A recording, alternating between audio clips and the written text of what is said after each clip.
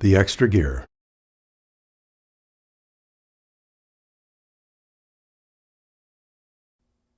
Even if, like me, you're not the handy type, I'm sure you know that you can use just a few household tools like a screwdriver, a wrench, or a saw to do many different kinds of home improvements. In a similar way, you can use just a few physical tools like strength training, flexibility exercises, or aerobic training to make several different kinds of improvements in your physical performance. Well, mental skills training is no different. Mental skills coaches have several different tools in their toolbox, and they can use them to help athletes improve several different aspects of their sport performance. So regardless of whether you want help in coping with pre-competition jitters, strengthening confidence, sharpening your focus, or improving some other aspect of your mental game, a mental skills coach is likely to use a combination of several different tools to help you improve your performance. In this clip, I'll talk about 4 of the most frequently used mental skills tools and show you some of the different ways they're used to help athletes enhance their performance. One of the first tools that is likely to be used by a mental skills coach, and one of the most powerful, is goal setting. Okay, I'll be the first to admit it, goal setting doesn't seem very exciting. This is probably because most athletes are very familiar with setting some kind of goals.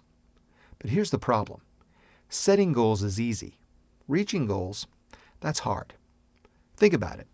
How many people make New Year's resolutions? Of those that do, how many do you think follow through with them? Mental skills coaches teach athletes how to set specific kinds of goals, goals we call process, performance, and outcome goals, and teach specific strategies to help reach them. By knowing how to set realistic, challenging, and specific goals, athletes can use goal-setting procedures to boost their confidence, strengthen their motivation, improve their technique, and enhance their performance. Another set of techniques frequently used by mental skills coaches is referred to as intensity regulation, energy management, or arousal control. These terms refer to a variety of different skills used to help athletes psych themselves up for a competition or to keep themselves calm under pressure. You've probably had times when you felt unmotivated or just didn't feel like competing. At these times, you may have struggled to psych yourself up. You've also probably had other times when your intensity was too high and you became anxious. At these times, you may have struggled to calm yourself down. Mental skills coaches use several different methods to help athletes regulate their intensity, including progressive relaxation, the relaxation response, breathing techniques, imagery, and cue words. Intensity regulation techniques help athletes manage their anxiety, use their arousal to improve their performance, and help them excel under pressure. The next technique is one of my favorites, imagery training. I love imagery training not only because it's effective, but it also reminds me of when I was a kid playing the amazing Kreshkin's ESP game. Okay, if you weren't a kid in 1967, you probably don't know what I'm talking about. The ESP game was supposed to test your powers of extrasensory perception. It included a mystery pendulum that you held over a board with the word yes written along a vertical line and no written along a horizontal line. As a kid, I used to think of yes or no questions while holding the mystery pendulum over a board, and to my astonishment, the pendulum began to move, all by itself. To this day, I swear I wasn't moving it. It seemed to move all on its own. Well, I know now that the pendulum moved, but not because I had ESP. Rather, it moved because of something far less mystical, but no less significant, imagery. Research has shown that simply imagining an action can fire the motor neurons responsible for performing that action, even though the person isn't aware of it happening.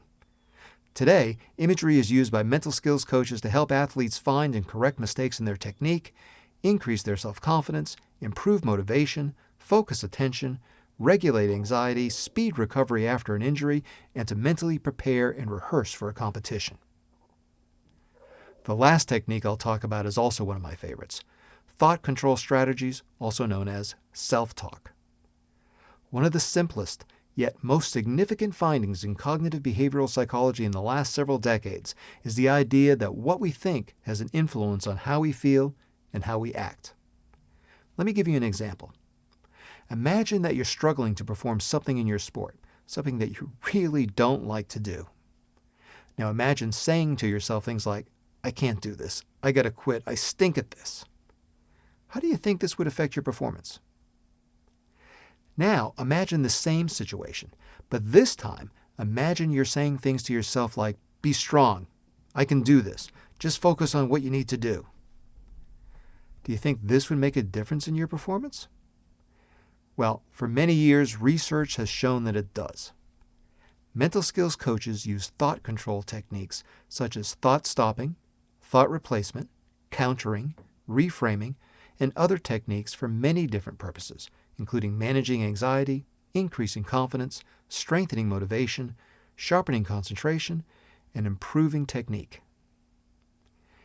Now you're familiar with some of the tools used by mental skills coaches and some of the ways they use these tools to improve performance.